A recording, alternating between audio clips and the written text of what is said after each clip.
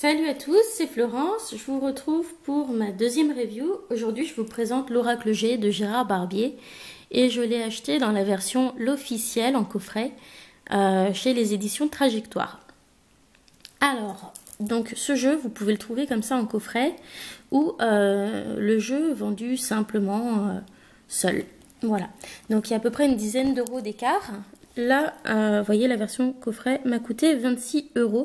C'est, je crois, en moyenne 9 euros de plus que le jeu seul. Donc, l'intérêt de ce coffret, c'est déjà que vous avez un emballage solide. Et puis, dedans, vous avez un livre de 154 pages en plus du jeu. Donc, le jeu, c'est des cartes Grimaud. Donc, c'est des cartes de bonne qualité. Puisqu'ils sont réputés pour ne faire que ça, hein. Ils font des cartes à jouer, des cartes de tarot, etc. Donc pas de souci sur la qualité des cartes. Alors le coffret, il est aimanté, il y a des petits aimants ici, donc ça permet que vos cartes ne sortent pas comme ça du coffret. Donc ce jeu en coffret, il est facile à trouver. On le trouve chez Cultura, facilement sur Amazon. Voilà, en librairie, c'est un grand classique. Donc si vous êtes débutant, vous n'aurez pas de difficulté à trouver ce jeu, je pense. Voilà, donc on ouvre, hop, voilà. Et dedans, on trouve donc le livre et le jeu.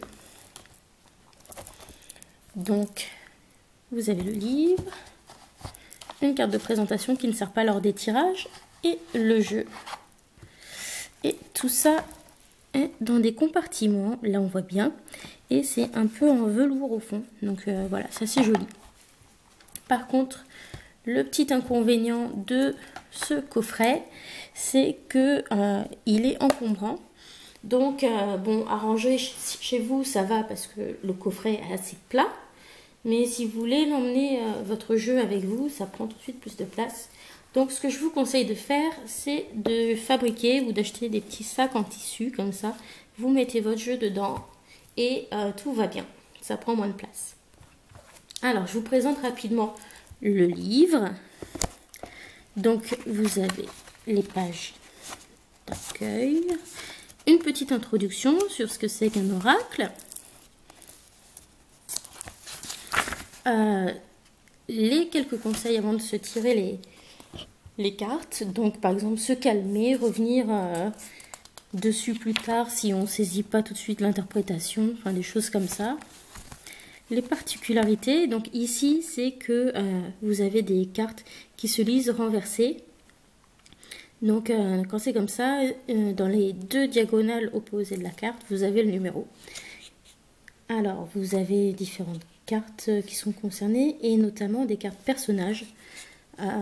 Qui sont pratiques. Donc vous avez la jeune fille ou enfant et le jeune homme ou enfant. Vous avez la consultante ou le consultant, l'homme ou la femme d'âge moyen et l'homme et la femme d'âge mûr. Voilà. Et sur ces quatre personnages, vous avez la possibilité de la renverser parce que vous avez en haut une mèche de cheveux qui est dessinée qui vous indique si la personne a les cheveux clairs ou foncés. Alors, hop, on passe. Oui, dans les cartes un peu spécifiques aussi, vous avez des cartes saison. Elles vous indiquent quand est-ce que ça va se passer, quelle saison, ou un délai de 3 mois.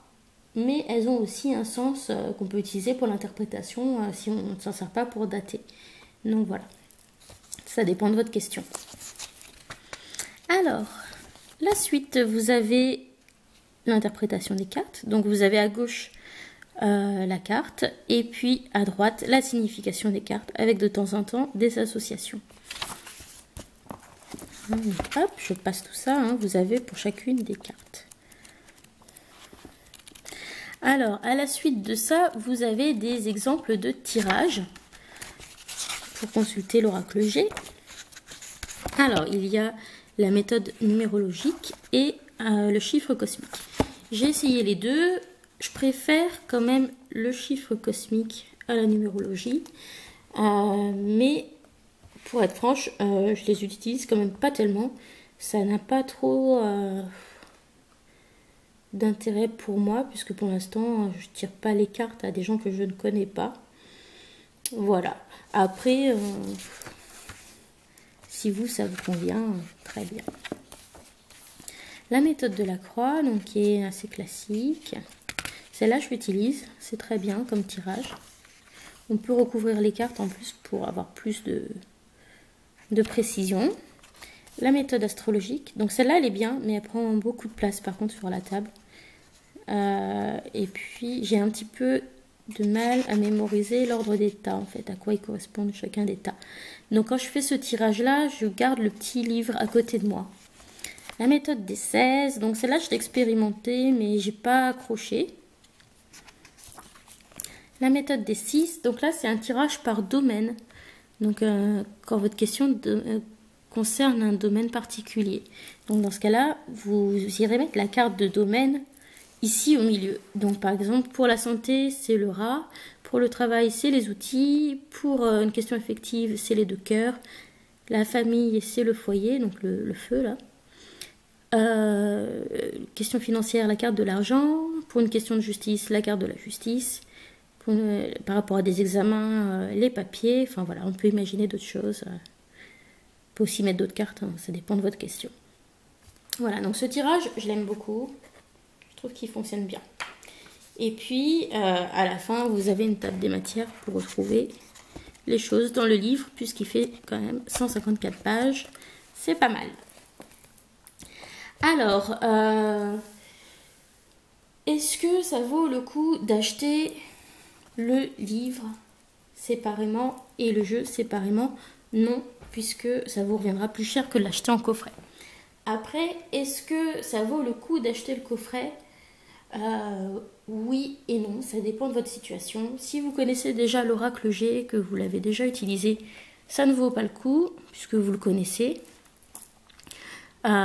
Si vous êtes débutant comme moi, ça m'a rassuré d'avoir ça au début. Mais disons, c'était pas toujours suffisant. Donc après, j'allais compléter en allant voir sur Internet, puisque c'est un oracle très connu. On trouve beaucoup d'informations sur Internet. Donc si vous n'avez pas les moyens d'acheter le coffret, vous trouvez que ça fait trop cher, achetez le jeu seul et faites vos recherches sur Internet. Ça marchera aussi. Alors, les cartes en elles-mêmes. Donc, le dos est noir et doré. Assez simple. Je trouve ça plutôt joli, agréable à regarder. Et c'est pas spécialement ni masculin ni féminin. C'est assez neutre. Donc, ça peut convenir à beaucoup de monde. Je vous disais, c'est les jeux Grimaud. Donc, les cartes sont de très bonne qualité. Elles ont une bonne souplesse, mais pas trop non plus. Et on peut les maltraiter un petit peu. Hop, elles reviennent en place.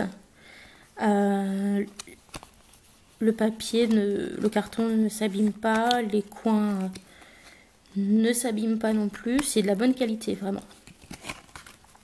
Alors au niveau de la taille du jeu, il faut savoir que j'ai des petites mains parce que je suis petite, je suis vraiment petite, hein. Très petite et voilà, ça ne me pose pas du tout de problème avec ce jeu pour tenir les cartes, alors qu'il y a beaucoup de cartes oracles où c'est un petit peu grand pour mes mains.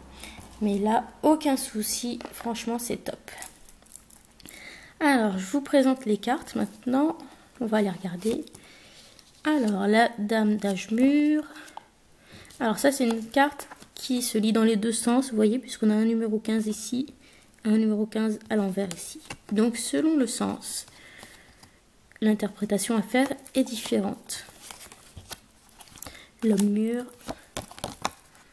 L'enfant ou le garçon, jeune homme, disons, la pyramide, l'étoile, le pentacle, je ne sais plus comment il s'appelle, les flûtes. Alors la carte qui arrive, je la déteste, je vous la montre rapidement, c'est l'araignée, elle se lit dans les deux sens. Je la déteste parce que je la trouve beaucoup trop réaliste. Et je déteste les araignées. Ça m'a même fait hésiter à acheter le jeu, franchement, parce que je la trouve dégueulasse, cette araignée. Alors, la chauve-souris, je suis souvent tombée dessus lors de tirages et malheureusement, avec le livret, j'arrive pas vraiment à trouver une interprétation satisfaisante. Voilà, j'ai l'idée que c'est quelque chose de pas très positif comme carte, mais j'arrive pas trop à savoir quoi en faire.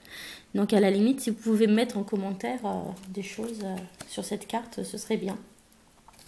Alors là, hop, je vous les montre ensemble. Vous avez l'homme et la femme d'âge moyen. Donc moi, ce qui me permet de les reconnaître, c'est qu'ils sont tous les deux habillés en bleu. Parce que vous allez voir que la carte du consultant et du consultante, ils ont la même tenue mais d'une autre couleur. Donc c'est des personnages qui se ressemblent et au début, je les confondais un peu. Donc mon truc, c'est que ceux qui sont en bleu, tous les deux, et ben c'est des personnes qu'on connaît pas. Voilà. Enfin, des personnes, c'est pas nous, c'est d'autres personnes. D'accord? C'est pas le consultant ni la consultante. L'argent, carte de domaine, le voyage, les transports, les papiers, l'été, la justice, donc qui se lit dans les deux sens. La jeune fille ou l'enfant. Donc vous voyez hein, ce que je vous disais, vous avez des espèces de mèches en haut, de mèches de cheveux. Donc si c'est dans ce sens-là, c'est quelqu'un qui a les cheveux bruns, châtain foncé. Si c'est comme ça, c'est quelqu'un qui a les cheveux blonds, châtain clair ou roux. Voilà. Donc ça permet de se faire une idée.